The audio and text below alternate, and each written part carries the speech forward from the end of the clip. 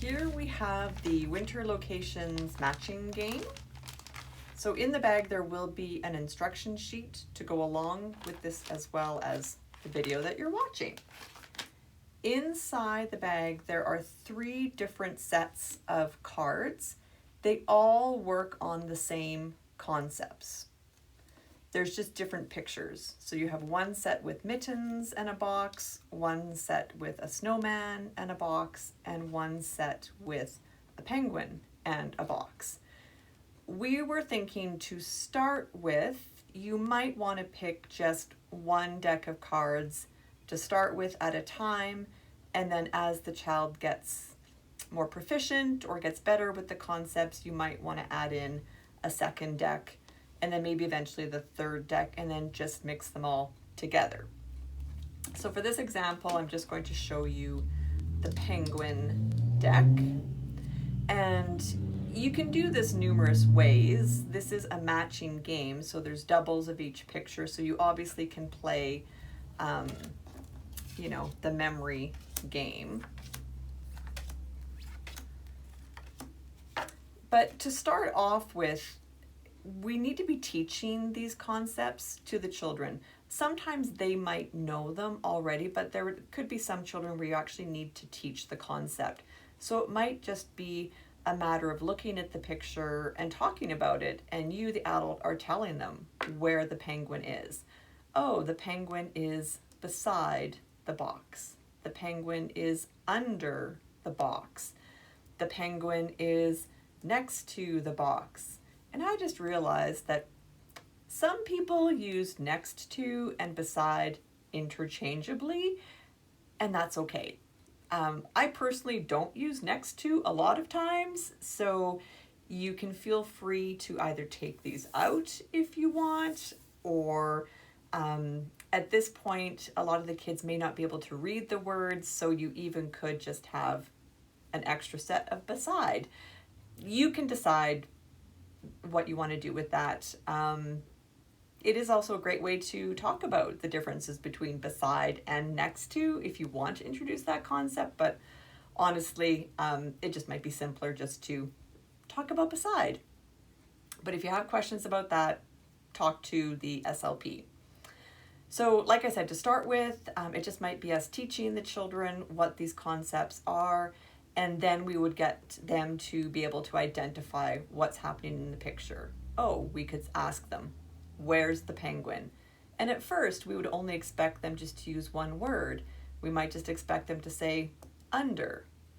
Maybe they can say under the box, that would be great, but if we're working on sentence expansion, that could be our goal. They start with just saying the word under or beside, and then we're helping them to gradually be able to say under the box, beside the box. And obviously our end goal, it would be great if the kids could say the penguin is under the box, but that might be a long-term goal for some of our kiddos. So again, if you're unsure as to what level to be working on with the children, please reach out to the SLP and ask, just so that we're clear on what is the best place for the children to be starting at. And again, to start with, if the kids can't handle matching with the pictures turned over, you obviously can do it this way, pictures up, and just have them maybe flip over the pictures that are the matching. So they identify, oh, those are the same, we're going to turn them over this way.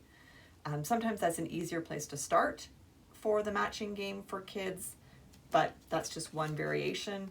Or you can do it as we're all taught, just flipping over like this.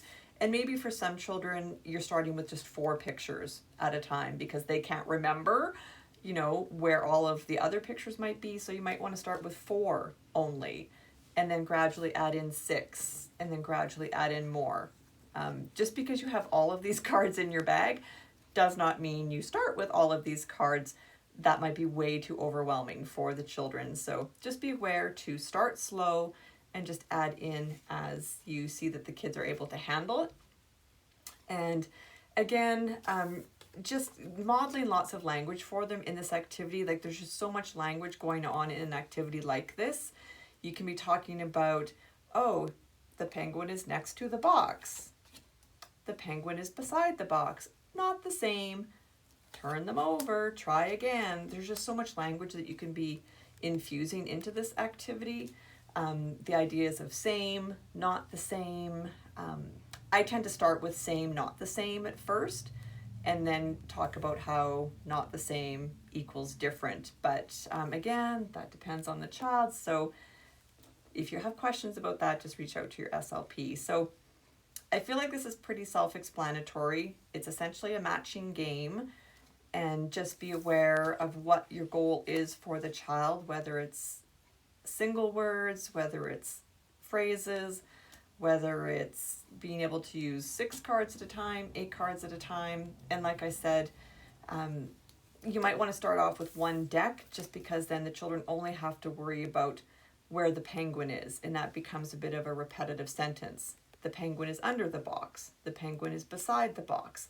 The penguin is over the box.